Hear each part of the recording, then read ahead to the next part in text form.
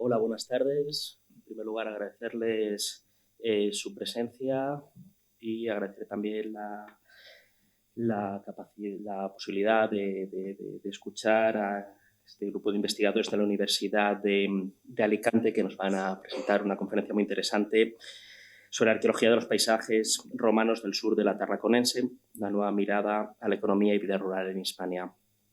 Bueno, contamos para que exponga en la conferencia con esta temática con Jaime Molina Vidal, que es catedrático de Historia Antigua de la Universidad de Alicante, y con Ignasi Grau Mira, que también es catedrático de Arqueología en el Departamento de Prehistoria, Arqueología, Historia Antigua, Filología Griega, Latina e investigador del Instituto Universitario de Investigación en Arqueología y Patrimonio Histórico de la Universidad de Alicante.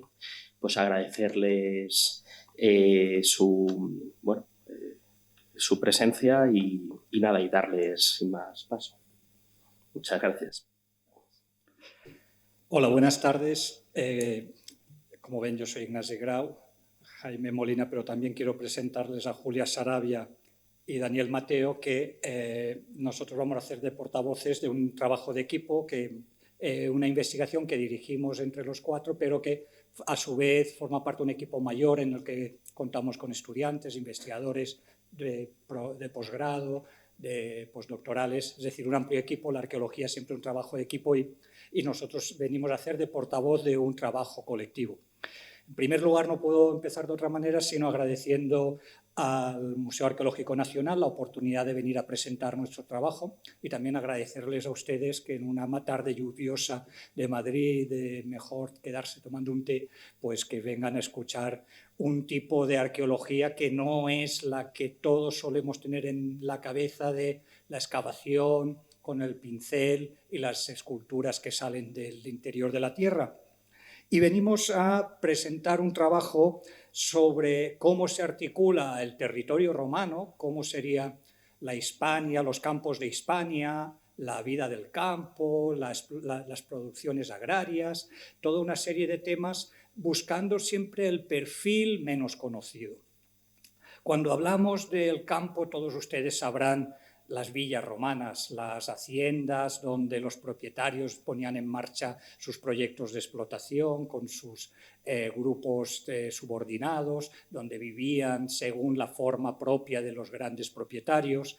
Sabremos también que funcionaba una economía de intercambio a gran escala con ánforas y alfares para producir estos envases, o aquellos asentamientos en los entornos urbanos que constituyen un poco el paradigma de lo que son los temas preferentes del campo en Hispania o el campo en el mundo romano en general.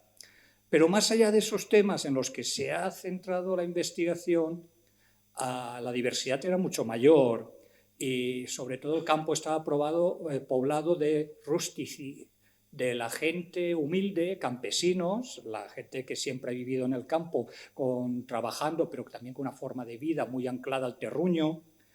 También se ha desarrollado una forma de intercambio, una economía de pequeña escala, o incluso dentro de la propia práctica agraria, más allá de la trilogía mediterránea de el olivo, la vid y el cereal, en llanuras extensivas que tenemos en las imágenes que nos ha proyectado las obras de arte o la imaginación popular, un gran viñedo o así. Hay otras formas de producir que se investigan menos, como las huertas, los sistemas de irrigación, que han pasado un poco desapercibidos, que son temas que están presentes y la investigación le hemos prestado menos atención y nosotros queremos presentarlos también para completar un poco la imagen.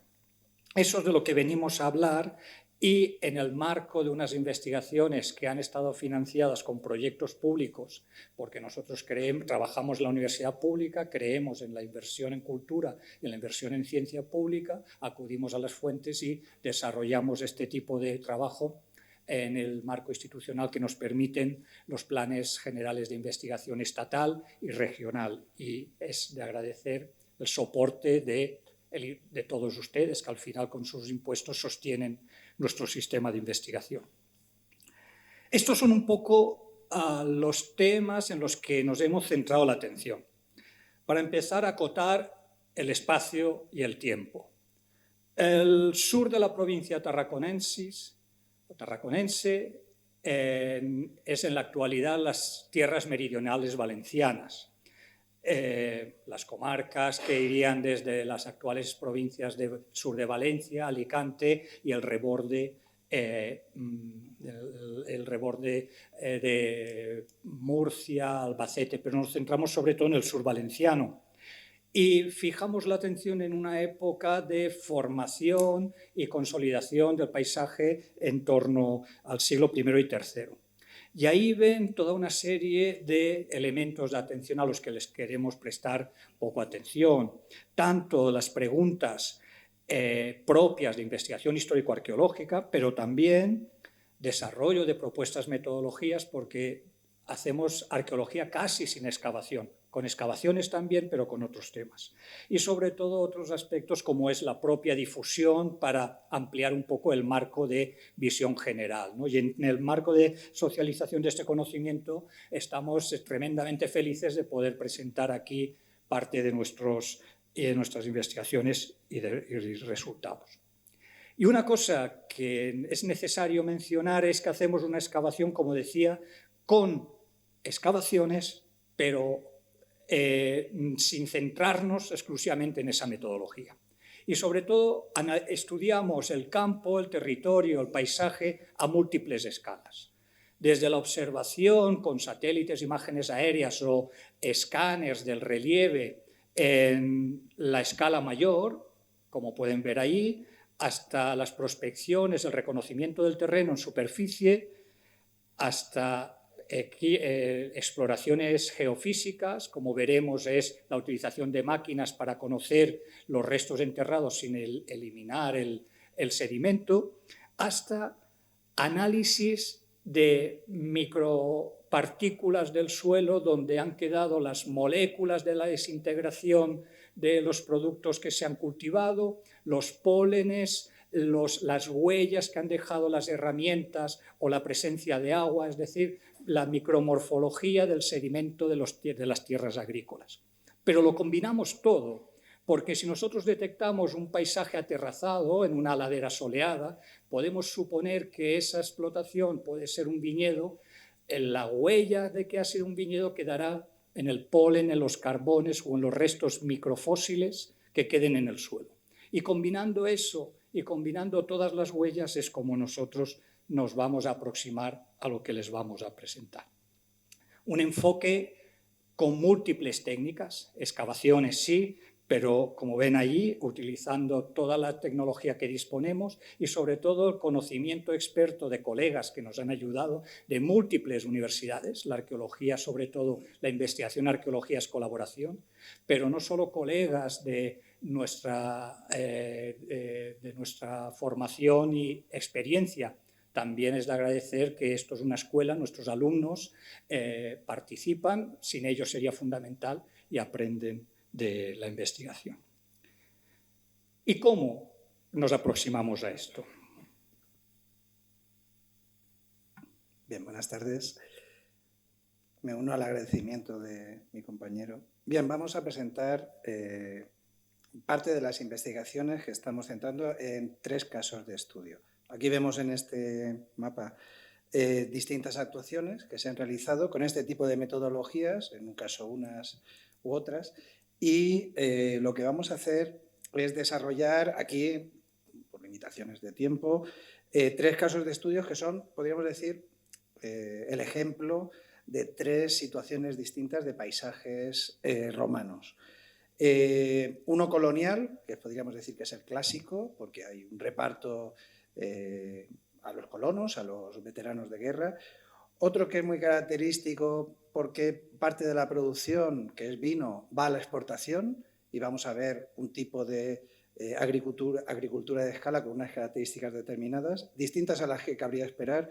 Y otro realmente interesante que es el de paisajes más, podríamos suponer, más marginales, más extremos en áreas de montaña, dado que además en la provincia actual de Alicante hay importantes paisajes de montaña, siendo uno de los territorios más montañosos de la península. Vayamos primero al de los paisajes coloniales. Nos centramos estamos en Iliki, en el Lager Ilicitanus, en el que, bueno, a modo de ilustración hemos cogido esta ilustración que nos muestra, que, bueno, es un ejemplo de cómo estaría planificado el territorio. El tema de las centuriaciones, de la construcción de ciudades, es muy conocido, es muy recurrente, ha sido siempre muy atractivo. Y especialmente interesante ha sido en el caso de Iliki porque, como podemos ver en esta imagen del vuelo americano del 56, pero actualmente también en cualquier imagen aérea, se ha fosilizado muy bien la trama centuriada, uno de los mejores ejemplos, no solo de la península ibérica, sino incluso de Europa, en el que vemos aquí la situación de la URBS, que al ser anterior a el hábitat urbano es anterior a la centuriación de época augustea, pues curiosamente no entra, en la trama urbana no lo atraviesa. Bien, hemos desarrollado a través de GIS, de Sistemas de Información Geográfica, un análisis depurado de los restos de parcelaciones que se han fosilizado.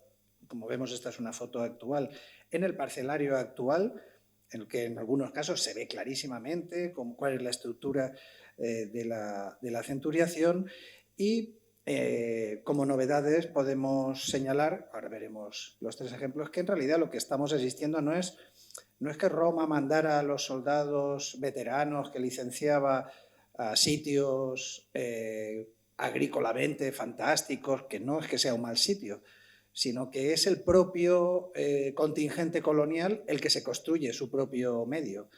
Lo que estamos viendo es que hay una construcción del campo. Aquí vemos un análisis detallado de algunas de estas centurias, algunas de estos repartos, que es muy interesante porque esta es una zona agrícolamente muy productiva y ha estado en cultivo hasta la actualidad, sigue estando en cultivo, hay una fuerte presencia islámica y por lo tanto ha podido haber una importante transformación que curiosamente en algunas zonas del campo de Elche se conserva, como podemos ver en esta imagen, de forma magnífica. Aquí tenemos la proyección de la trama en todo el campo de Elche, en el que vemos una acumulación en torno a la ciudad, que tenemos aquí en rojo, y lo que podemos indicar es que estaríamos viendo una focalización de esta centuriación en determinadas zonas. Por supuesto, no podemos omitir la aparición de un documento que es absolutamente excepcional, el bronce de Iliki, que es un bronce que estaría en el foro, en un edificio público del foro, que nos está documentando un reparto del sorteo, de la sortitio que se hace a los veteranos, se sortean las parcelas y aquí en el bronce se refleja el reparto a 10 colonos, ¿de acuerdo?, de unas parcelas que llama la atención porque son pequeñas, de 13 yugueras, estamos hablando de una cantidad pequeña y por lo tanto estamos ya, en su momento cuando se encontró este documento ya se veía que había una cierta anomalía en la distribución del territorio. Bueno, este es el trabajo clásico que se han hecho sobre los personajes que aparecen aquí, que han servido de base para Alfeldi en su momento. Dató la fundación colonial en época augustea, en torno al 17, 13 antes de Cristo, pero nosotros nos vamos a centrar en este breve tiempo en tres elementos novedosos. Algunos están a punto de publicarse, otros están todavía sin publicar, pero bueno, estamos aquí en un ámbito donde queremos dar difusión a estas novedades, en la que básicamente lo que estamos viendo es la necesidad que tienen los colonos, los agricultores, los campesinos, de estabilizar el territorio. Y lo que van a hacer es construir, proteger un terreno que no es tan estable como se podría pensar. Bien, una investigación en la que algunos de nosotros hemos participado de manera tangencial, pero dirigida por el profesor Olesti de la Universidad de Barcelona. Se han hecho una serie de sondeos y geoarqueológicos en colaboración con el CSIC y han podido documentar, como vemos, bueno, el gráfico es un poco complejo, pero básicamente lo que nos interesa es que hay importantísimos aportes de tierra, en algunos casos de más de 1,5 metros, y lo que están haciendo es regularizando, bonificando el territorio, anulando barrancos o cauces o paleocauces, que por supuesto seguían existiendo y tuvieron que canalizar, y están regularizando, están, en palabras de Oriol Olesti, están construyendo los campos, y lo interesante es que esa construcción de los campos, que lógicamente a lo largo del tiempo irían erosionándose, han seguido siendo conservados al menos hasta el siglo IV. Por lo tanto, estamos hablando de una construcción, como todas las construcciones del paisaje, pero aquí es una construcción de campos de forma absolutamente artificial. Otro elemento, este sí que está en vías de publicación, el otro ya estaba publicado, acaba de salir ahora en diciembre, este está en vías de publicación. Es un elemento que nosotros no hemos excavado, es un elemento que ha existido siempre en el río Vinalopó, el llamado azud de la argamasa, azud de la argamasa. ¿Por qué? Porque estaba hecho de argamasa. Y toda la vida se ha dicho, sin mucho fundamento, tampoco había posibilidad de tener otra referencia, que era islámico. Nosotros tampoco teníamos elementos para poder valorar su construcción en época romana. Como vemos, es una tremenda obra hidráulica de casi 4 metros de altura, 130 metros de largo, que protege toda una parte del cauce del río, de forma transversal. No es un azud, porque no está bloqueando, en todo caso es una presa de aguas turbias, que se llama técnicamente, y lo que hemos tenido la oportunidad recientemente, en los últimos años, es de incorporar una técnica de datación de morteros, de argamasas, de cales, a través de las cales, en este caso en colaboración con la Universidad de La Coruña, en la que se hace luminiscencia OSL, que es una técnica que permite datar las argamasas con un error que en nuestro caso era perfectamente asumible, que es en torno al 10%, y que nos ha permitido con 2 muestras marcar un intervalo de construcción entre el 49 a.C. y el 97 después de Cristo, es decir, claramente vinculado a la organización colonial, al establecimiento colonial, que podría haber uno en torno al año 41-42 a.C. y la potente organización colonial de época augustea. En la foto que vemos al lado del vuelo de Ruiz de Alda, que es un vuelo fantástico que se hace en la zona del Segura en el año 29, porque tiene mucha calidad, podemos ver el conjunto lo digo porque ahora está más fragmentado, está más erosionado, podemos ver el conjunto de esta construcción hidráulica como estaba conservada en el año 29. Bien, ¿qué función tienen estas estructuras? Bien, el río Vinalopó en realidad no es un río, es un barranco-río, se le denomina. Bueno, desgraciadamente por las circunstancias que hemos vivido estos últimos meses, todo el mundo sabe el carácter catastrófico de una dana, ahora la llamamos dana, ha tenido siempre un efecto sobre el paisaje del ámbito mediterráneo, sobre todo en el ámbito del sureste peninsular, y tenemos estos ríos que van casi siempre secos, ¿vale? Y los podemos ver aquí. Este es el cauce del río Vinalopó a su paso por Elche. Normalmente, es decir, no lleva agua prácticamente, es posible que en época antigua llevara un poco más, pero cuando ha habido un episodio de lluvias torrenciales, esta es la dana del 2020, el cauce cumple su función, ¿de acuerdo? Y lo que estamos viendo es que este río Rambla funciona que en su parte, de hecho no desemboca en el mar, desemboca en unas lagunas interiores, el Hondo de Elche y una serie de lagunas, es lo que se suelen denominar derramadores. Es decir, cuando hay una lluvia torrencial, inunda la llanura aluvial, que en el fondo es lo que ocurre en todos estos barrancos de la zona valenciana o murciana, Almería, etc. Así que tendríamos un cauce mínimo en la imagen 1, en la imagen 2 tendríamos la representación de una lluvia torrencial y que inundaría los campos de alrededor y, por lo tanto, nuestro planteamiento es que construyen un muro de 130 metros, 4 metros de alto, además con una técnica muy militar, de pantalla con contrafuerte. Lo que tenemos es una protección del cauce del río, una desviación, posiblemente también para generar un núcleo de posibles acequias, pero sobre todo para proteger el cauce.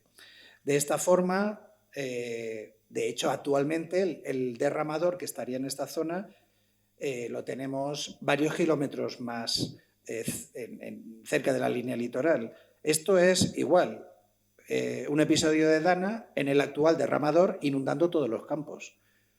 Pero actualmente esta es una zona de inundación natural que ya está en el Hondo. Esto es lo que pasaría en la zona donde hemos encontrado este asud de larga masa, mal llamado asud de larga masa. Por lo tanto, ¿cuál es su función? Construir campos.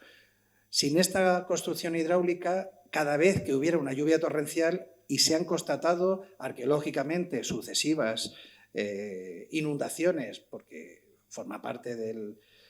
seguramente en determinadas épocas eran más espaciadas, ahora las tenemos más frecuentes, pero lo que harían sería proteger la margen derecha del río para ponerla en cultivo. De hecho, en la margen derecha del río encontramos trama centuriada en esta época. Por lo tanto, en un lugar estaban rellenando barrancos, en otro lugar están protegiendo los campos, derivando el río, están haciendo una actuación potente sobre el río para protegerla, para desviarlo y evitar estos episodios de inundación que, por supuesto, destruirían no solo los campos, sino las posibles viviendas, granjas que tuvieran. Curiosamente, también estamos detectando la aparición de, al menos tenemos 4 confirmadas, pero posiblemente tengamos más, de una serie de balsas de enorme tamaño.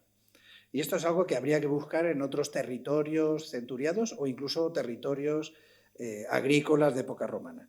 Aquí tenemos el bolo americano del 56, en el que hemos detectado distintas anomalías. Aquí a simple vista, en el de Ruiz de Alda se ve mucho mejor, pero vemos en el bolo del 56 esta estructura que mide más de 50 metros de lado, por lo tanto estamos hablando de una grandísima balsa, de la que en este caso todavía quedan restos en superficie.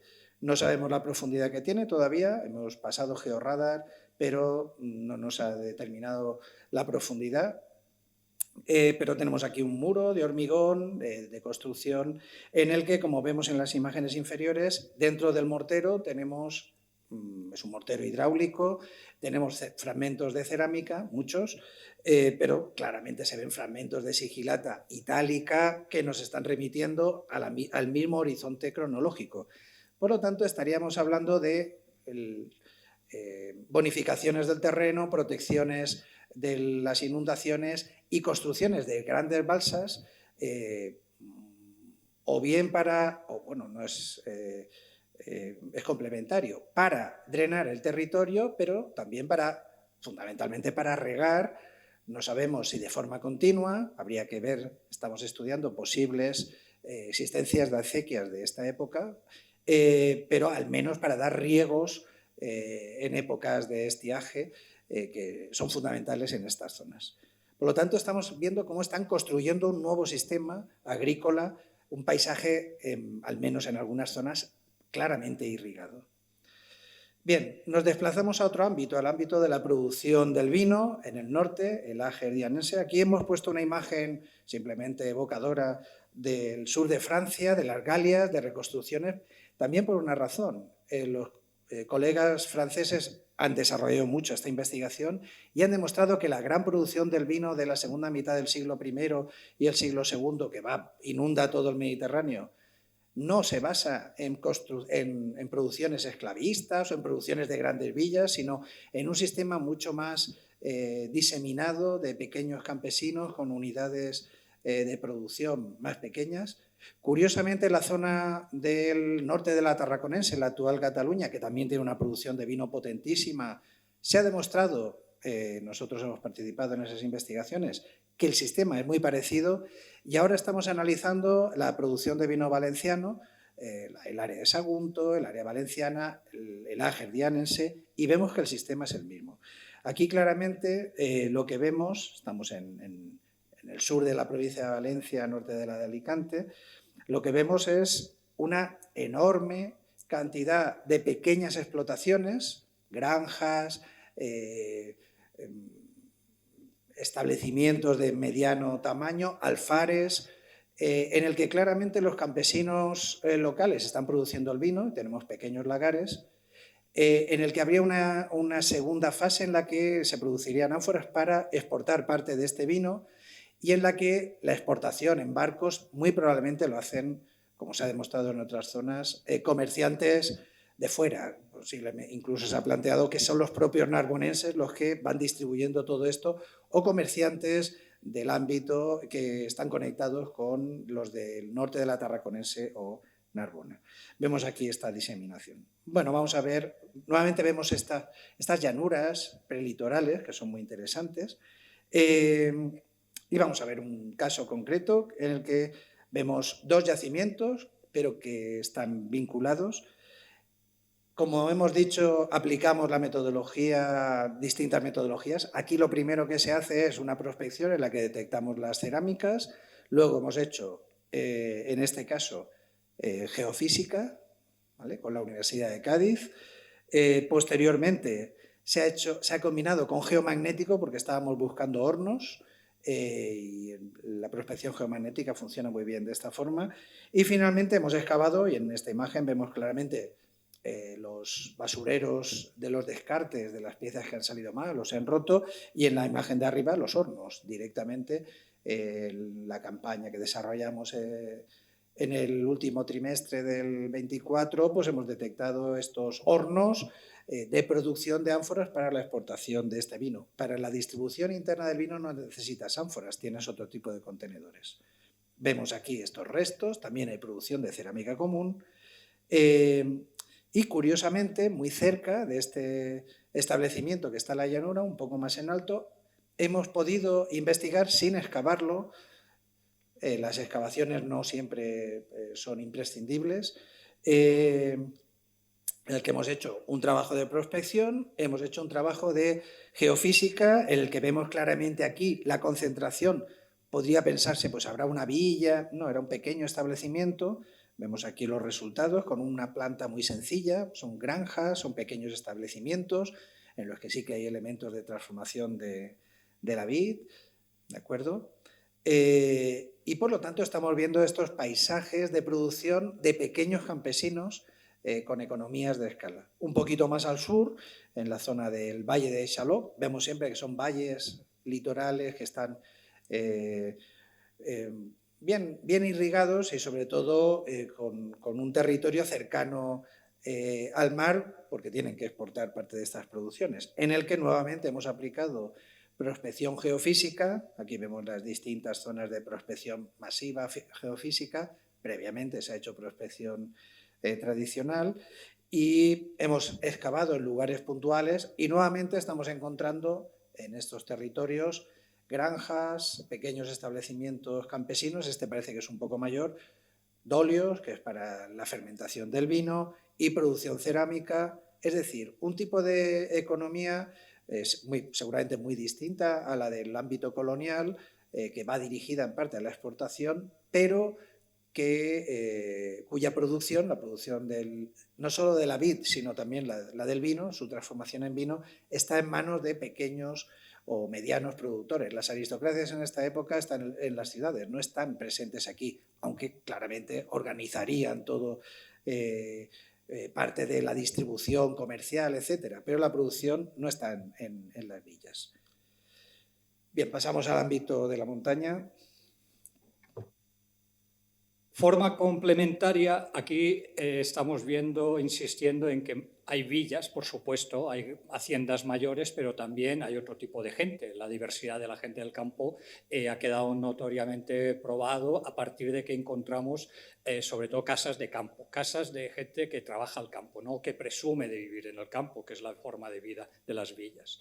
Y con este mismo método nos movemos a una zona al interior donde siempre pues la presencia de estas gentes digamos campesinas, sin grandes propiedades, había estado probada, pero aquí, además de detectar este tipo de residencias que no son lujosas, sino de gente de los trabajadores del campo, nos hemos fijado en saber ¿y dónde están los campos?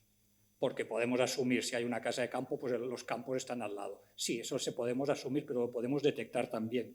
Y eso lo detectamos a través de un método de reconocimiento del terreno que nosotros no registramos dónde creemos que hay un yacimiento, sino que detectamos todas las cerámicas, toda la basura que dejaron los romanos, tanto donde vivieron, que generaron mucha basura, generaron sobre todo los escombros de sus propias residencias, pero los campos que trabajaron, que elaboraron, dejaron también dispersiones de basura. ¿Y qué hace la basura en el campo? ¿Por qué se tomaron la molestia de llevar la basura en el campo y con la basura los restos de la vajilla que utilizaban? Pues es el abonado. Es el abono doméstico que siempre ha sido un elemento fundamental para enriquecer y mejorar la productividad, refertilizar el campo. Pues al vaciar los corrales, vaciar las cuadras donde echaban los fragmentos que se les rompían, eso es una huella que nos permite reconocer dónde estaban los campos, no solo las residencias, sino también los lugares de trabajo de la gente del campo romano. Y así nosotros detectamos miles de fragmentos, después hacemos un análisis de densidades y donde más vestigios hay, suponemos que es donde vivían, y donde menos vestigios hay es donde trabajaban. Y esta es la síntesis, los puntos rojos serían las granjas, las pequeñas villas y las zonas verdes, las parcelas potencialmente trabajadas. De nuevo aplicamos las técnicas y probamos que en efecto hay restos de casas en los puntos rojos, que es la mayor densidad. Y allí podemos hacer sondeos y saber la cronología, la forma que tienen, las reconstrucciones de las casas, pero lo que más nos interesa es esa huella del abonado de los campos, ¿es ciertamente los campos de cultivo que trabajamos? Y ahí aplicamos ya ese tipo de técnicas más sofisticadas. Primero, detectamos en evidencias de bancales y terrazas que siempre presuponemos que son más modernos, pero sospechábamos, porque estaban enterrados, que podían ser asociados a las residencias romanas. Y allí hemos hecho sondeos y limpiezas en un campo de cultivo aterrazado que cubre una pequeña área de parcelas asociada a una de estas casas de campo y hacemos analíticas muy precisas para conocer la composición química que han dejado estos abonos, para conocer los rasgos de las formas del suelo, para conocer los pólenes, los carbones, todo lo que nos permite hablar a nivel de la escala microscópica lo que se ha hecho en los campos. Son cosas realmente raras, complejas, ¿no? Por ejemplo, analizar las partículas de suelo que si vemos que tienen costras calcáreas es porque ha habido un ambiente húmedo que al secarse ha dejado costras de cal invisibles al ojo humano, pero que nos están diciendo que allí se ha regado.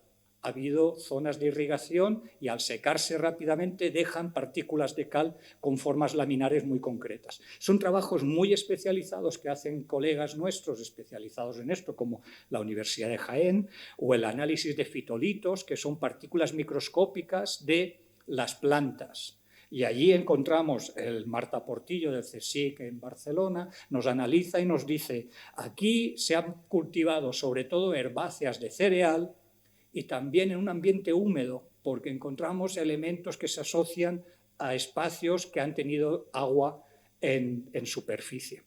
Es decir, de nuevo entornos irrigados y húmedos. O los pólenes. Nosotros hemos detectado dos fases de utilización de esos bancales con pólenes distintos. Los cultivos que se hicieron posiblemente en el siglo XIX y los cultivos que se asocian a la datación romana, que nos hablan que de nuevo el polen predominante nos habla de un paisaje, de un medio ambiente formado por pequeños parches de tierras de cultivo rodeados de bosques. No son grandes llanuras, un latifundio de cereales que se nos pierde la vista entre campos de mieses, no. Son pequeños campos rodeados de zonas donde había aprovechamientos forestales, ganaderos, etc. Y después esos campos se cultiva fundamentalmente cereal. La cebada, el trigo, que es la alimentación, la base de la alimentación humana en el Mediterráneo, y algo de viña. En este caso no tenemos olivo. Bueno, nos hablan que en efecto allí se estuvo cultivando y en qué condiciones se cultivó.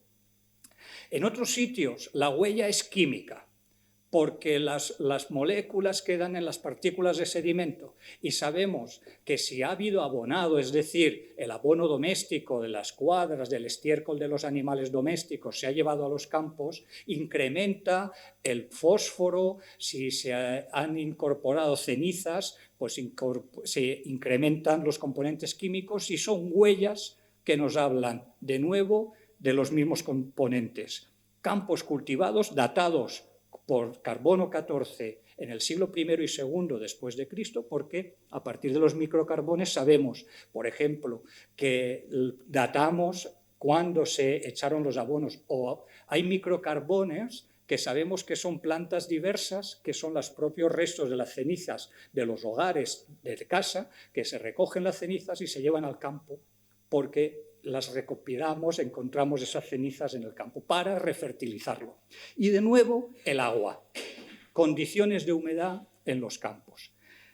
Y en otros sitios, además del agua, encontramos también los bancales, las terrazas de cultivo. Y todo ello empezamos a combinar y a empezar a entender un poco el modelo de explotación complementario o junto con el de las grandes villas, las grandes fincas, que sí que se explotarían de otra manera, pero empezamos a percibir cómo la base de la producción no estaba solo en manos de los señores del campo, sino también de los campesinos. Campesinos que, igual que existen los latifundios con grandes propiedades, estos campesinos se asocian a minifundios, es decir, parcelas muy pequeñas, porque es lo que puede trabajar sin necesidad de contratar o sin necesidad de tener mano de obra servil, sino son los campos que puede trabajar la familia campesina, todos sus miembros trabajando, y eso tiene un límite de superficie. Con los que somos sin el trabajo de la gente de casa, pues alcanza en torno a unas 3, 8 hectáreas como mucho, normalmente 3, que al mismo tiempo, para que esas pequeñas parcelas den rendimiento, hay que trabajarlas mucho. Aquí la base no está la cantidad de tierra, sino la cantidad de trabajo. Y hay que trabajarlas mucho construyendo bancales que mejoren las condiciones del suelo, mayor profundidad de suelo. Hay que trabajarlas mucho abonándolas, trabajándolas continuamente. Hay que trabajarlas mucho captando aguas y distribuyéndolas, regadíos, irrigaciones. Y todo eso sabemos que está presente en pequeñas parcelas que se asocian precisamente a residencias que son de casas de labor muy humildes. Es decir, estamos completando los latifundios con este trabajo del minifundio. Pero es que estos minifundios están presentes en la montaña, pero están presentes también en la costa, porque cuando Jaime explicaba que el reparto de tierras que se les hace a los colonos en la zona de Iliki, en la proximidad de la ciudad romana de Iliki Augusta, les están dando también 3 hectáreas, una cantidad de tierra muy pequeña, que solo es potencialmente sacar un provecho para mantener una familia si se trabaja mucho y se trabaja en condiciones de regadío que permite cultivos constantes. Y vemos que todo este sistema de canalizaciones, balsas, nos está antecediendo a algo que nosotros asociábamos siempre con la agricultura andalusí, la agricultura de las poblaciones islámicas medievales, bancales, huertas, irrigaciones, canalizaciones, que están presentes por todas partes, porque al fin y al cabo son sociedades mediterráneas en un ambiente árido o semiárido. El sur de Alicante es un ambiente semiárido que necesitas gestionar el agua para sacar un rendimiento constante en el terreno, en las temporadas secas. los cultivos de los olivos y las viñas necesitan un riego para que las plantas no pasen estrés hídrico. Y al mismo tiempo llamo la atención de la procedencia de los colonos que fueron a Iliki, de la zona de Kosium, el norte de África, zonas áridas que ya sabían cómo gestionar estos ambientes áridos. Y ambientes que para ponerlo en cultivo, para construir el paisaje agrario, la base no era la tierra. La base es el trabajo de las gentes del campo. Se tuvieron que acondicionar, construir muchas horas, mucho esfuerzo para conseguir que unos campos pudiesen tener un rendimiento, un aprovechamiento y una explotación óptima para, sobre todo, mantener las familias, pero no solo eso, sino también para nutrir las redes de intercambio de vino, como vemos de nuevo también en la zona del vino dianense. En definitiva, estamos, por una parte, dando visibilidad con nuestras investigaciones a unas gentes, los rustici, los campesinos, que no habían estado presentes o, en todo caso, como poblaciones dependientes de los señores. Estamos dando visibilidad a la existencia de regadíos y bancales y terrazas que no parecía lo propio de los agrosistemas de la agricultura mediterránea con sus plantaciones extensivas de trigo, vid y olivo. Pero al mismo tiempo estamos incorporando sobre todo otros aspectos que vienen a complementar. No se queden con la imagen de que resulta que ya no había patricios, eran todos plebeyos. No, había patricios y había plebeyos, pero de los patricios ya sabemos mucho y tenían sus estatuas y sus mosaicos y sus mármoles, pero bueno, no eran todos así. Obviamente la diferencia de clases existía.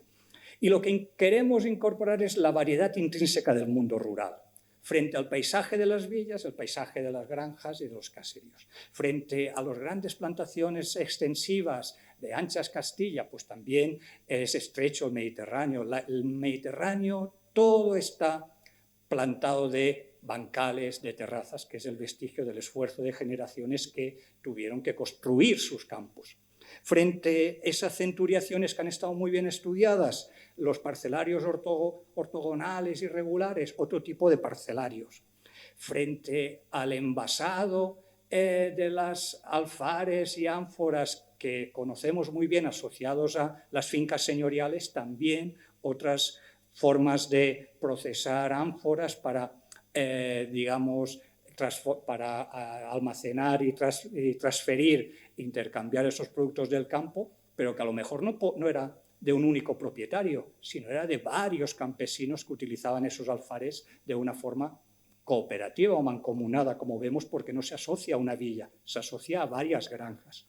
En definitiva, nuestras investigaciones van para, como veíamos, hacer visible la parte oculta del iceberg, que hemos desatendido en la investigación de la Hispania rural, que lo que queremos es incorporar esos elementos a la discusión, sobre todo, no solo de la explotación del campo, sino las formas de vida del campo, porque el mundo rural es que ha sido característico del mundo mediterráneo y hay que tratar de ir a conocer un poco más en detalle, más allá de las generalidades y las cosas que hemos pasado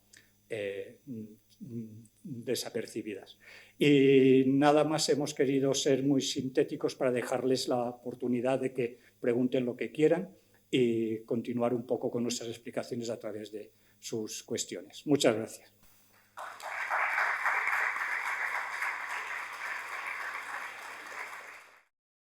¿Tenéis algún estudio de qué porcentaje de tierras pertenecían a pequeños campesinos o a otro tipo de propietarios?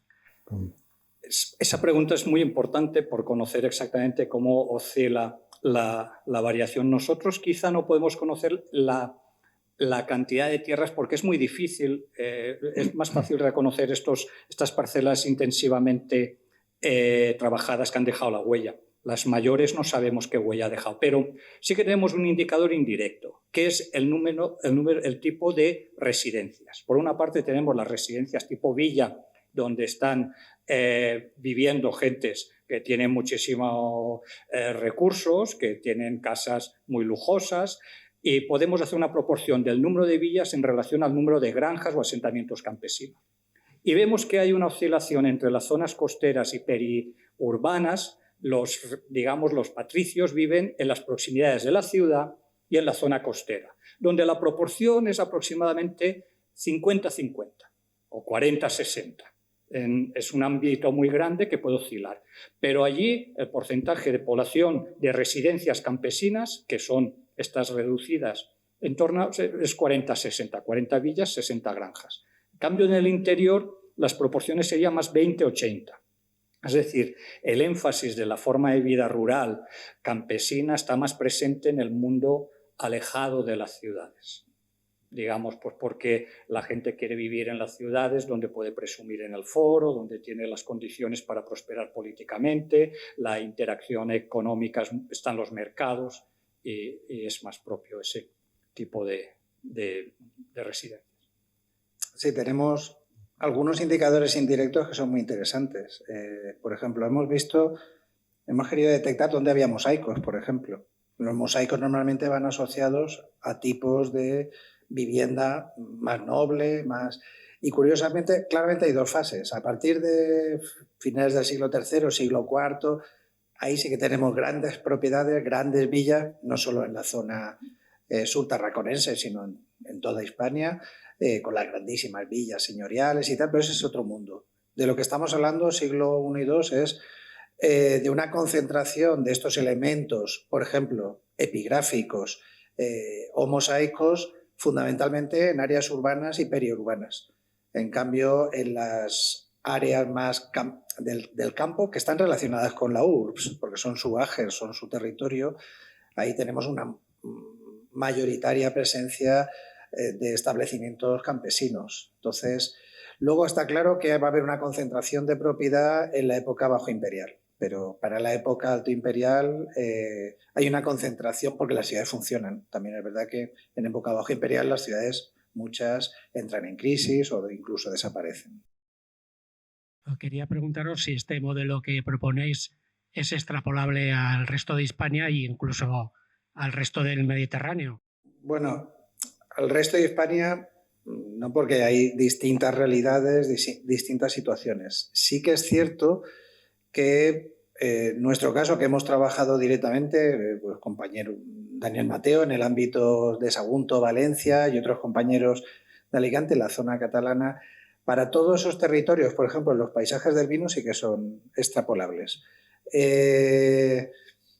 Por ejemplo, habría que hacer este tipo de investigaciones o intensificarlas, porque se han empezado a realizar en el ámbito de la bética, para ver la producción del aceite, cuál es la morfología de todos estos territorios. Otra cosa es Castilla, la zona de la meseta es otro tipo de cultivo, otro tipo de explotaciones y, por ejemplo, sabemos que en los repartos coloniales de interior las parcelas son muchísimo más grandes, porque muy probablemente no tienen regadío, no tienen un aprovechamiento.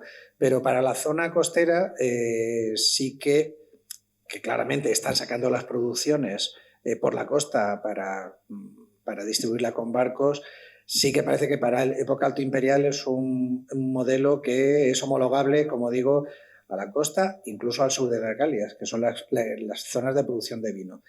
Quizás la novedad puede ser que habría que revisar y volver a investigar en ámbitos de colonias, ver el porcentaje o el volumen de construcción de campos, el impacto que tiene en el paisaje, porque antes era al revés, se pensaba que iban allí porque los campos eran buenos. No, bueno, también los han construido. Entonces, lo que pretendemos, o en el fondo lo que nos está llevando esto es a plantear un salto para ver nuevas situaciones. No quiere decir que no existan villas, no quiere decir que no existan las realidades anteriores, sino que había un ámbito que tiene un enorme protagonismo comercial, económico en general, que hasta el momento no se detectaba. Entre otras cosas, porque está poco presente en las fuentes escritas y esto nos ha condicionado, ¿vale? En las fuentes escritas se habla más de grandes villas, de grandes establecimientos y se habla mucho de Italia, pero claro, no se habla tanto de paisajes hispanos, por ejemplo, o galos o orientales. Quisiera complementarlo por un problema de qué se estudia. Normalmente la arqueología pues, ha prestado más atención a las cosas que son más bonitas, más grandes, los mosaicos, las grandes residencias. Toda la población quiere tener una villa romana como una gran construcción, pero historiográficamente significa que no se ha prestado atención a otras realidades, lo más humilde, lo que no es tan vistoso. Es que esto apenas son unas ruinitas. Y hasta hace muy poco no se estudiaba, pero cada vez que se estudian aparecen más ejemplos. Por ejemplo, en Madrid está muy bien estudiado. Estaba aquí uno de nuestros colegas, que es profesor en la Carlos III, que se ha estudiar el campesinado en la región central, aquí en Madrid. Pero es que esto antes no se investigaba porque los recursos se ponían para las grandes residencias. Cuando se hizo la ampliación de Barajas, que se excavó todo con criterios modernos, empezaron a salir estas pequeñas residencias campesinas. En el ámbito italiano igual.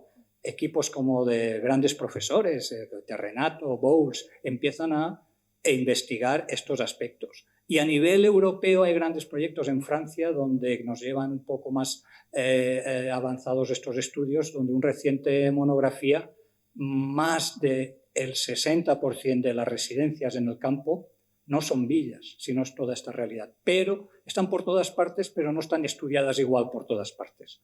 Nosotros las empezamos a detectar por todas partes, pero nadie encuentra lo que no busca y nos quedan aún mucho trabajo por hacer. Muchas gracias. Quería aprovechar ya que tengo el micro para preguntaros, aunque esta arqueología que hacéis no es nada invasiva, abarca mucho territorio, probablemente de propietarios distintos.